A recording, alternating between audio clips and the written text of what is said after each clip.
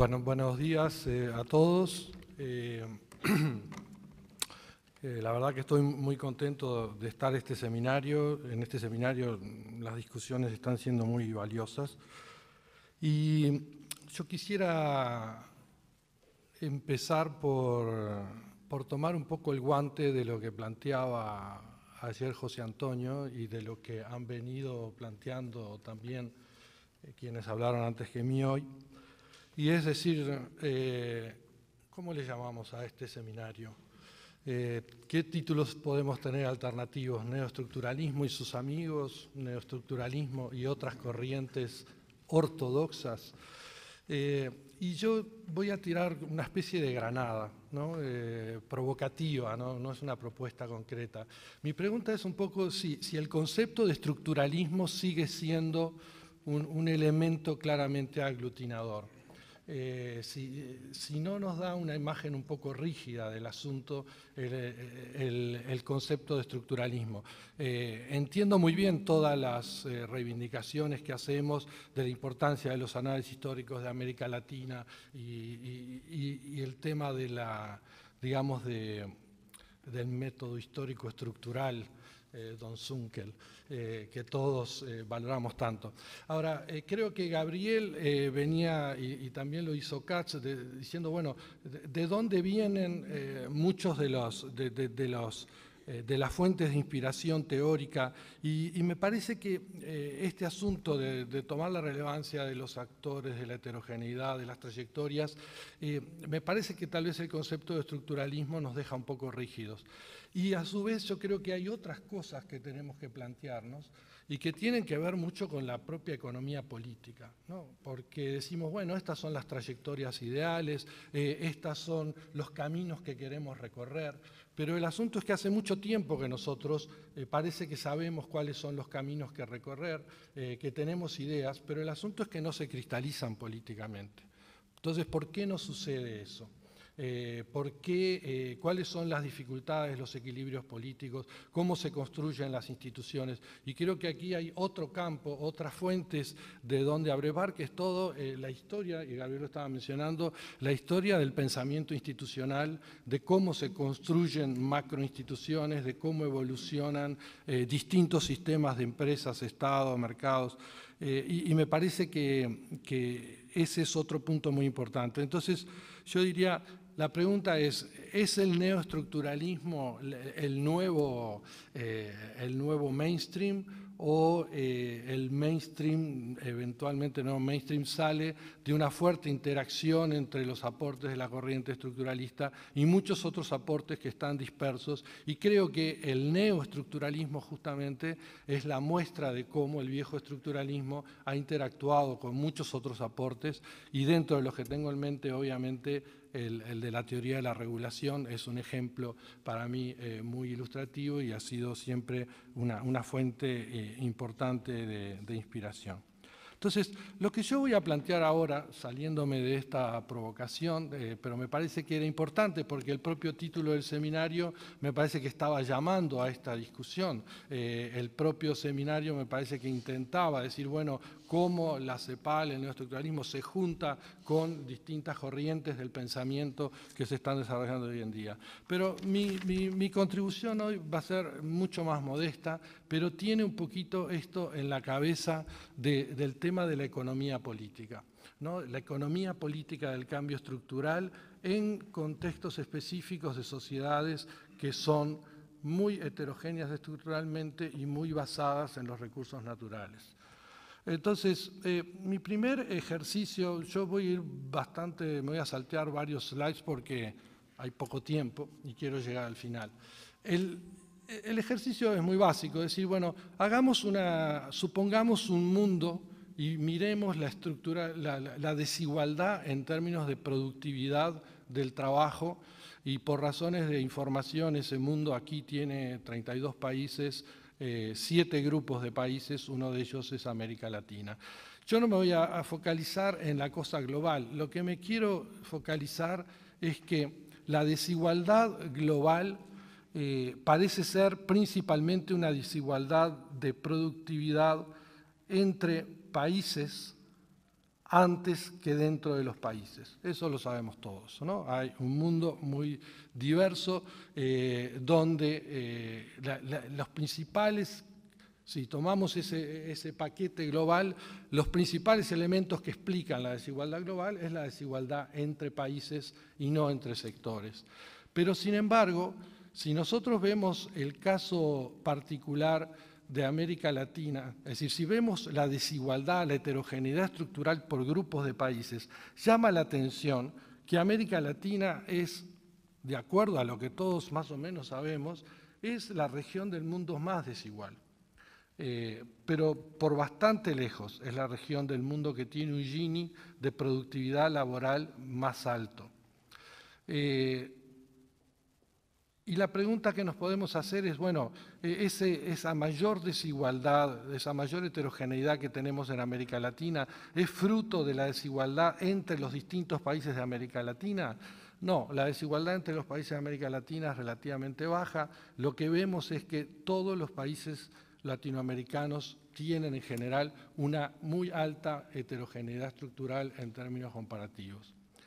Pero lo que también llama la atención, y que eso se anuda con muchas de las cosas que se han dicho en estos días en este seminario, es que no solo América Latina tiene la mayor heterogeneidad estructural, sino que tiene la heterogeneidad estructural más volátil de todos.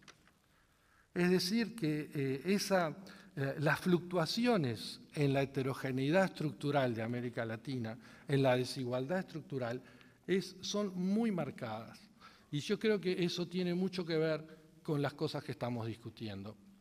De paso, es importante destacar que el sector manufacturero de América Latina es apenas el 20% del total de la producción. Y a veces yo soy de los que cree que el sector manufacturero tiene una importancia muy importante, pero una importancia muy destacada, pero también creo que nunca debemos perder de vista el resto de la economía, que es el 80%, y que también contribuye a explicar la heterogeneidad, y también por el hecho de que el sector manufacturero se está moviendo casi a la productividad promedio de las economías de América Latina y no es el sector destacado en términos de productividad. Entonces, la pregunta que yo quisiera pasar a hacerme, y aquí estamos con el mismo gráfico de Gabriel, ¿no? Esta relación entre por qué importa la heterogeneidad estructural y si tiene alguna relación con la distribución del ingreso.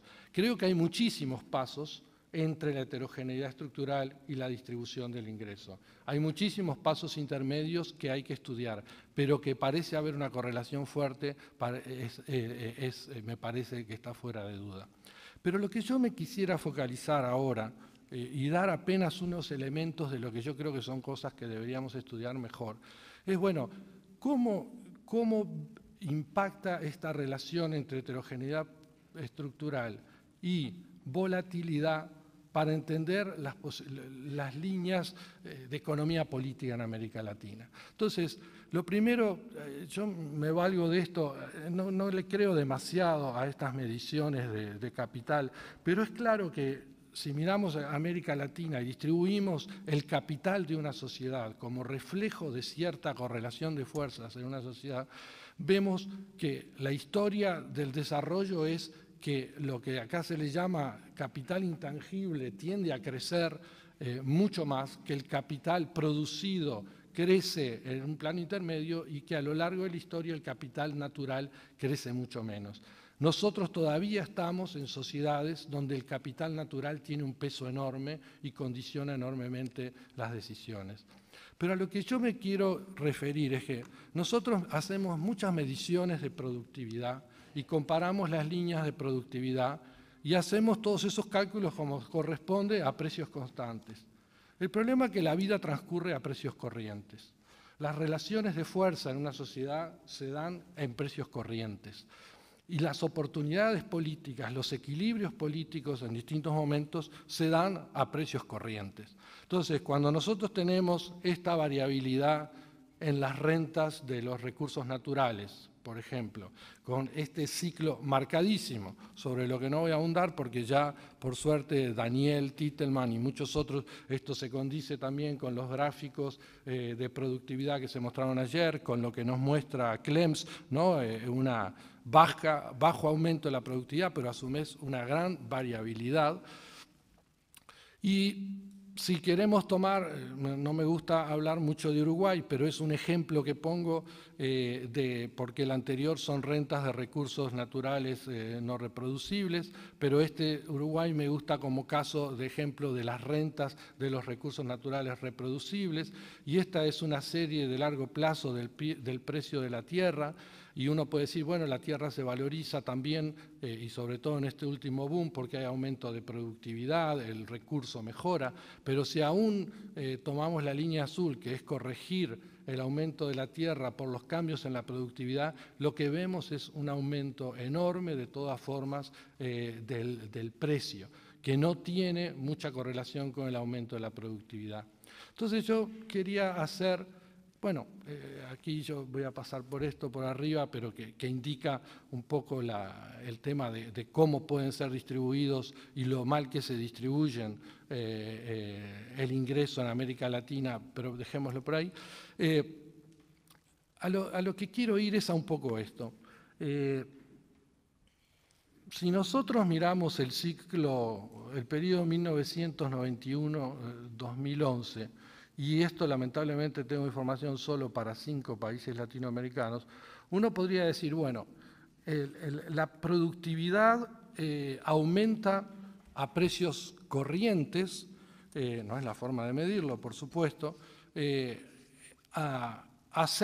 un 6% anual, pero la productividad real es de un 0,7% anual. Es decir, que tenemos un impacto de los precios en la estructura que es la diferencia entre esos dos, que ya ni veo, pero es 5 y algo, pero que representa más o menos el 80% de todo el cambio que se produce en el periodo. Esto además lo tendríamos que ponderar y desagregar por el empleo.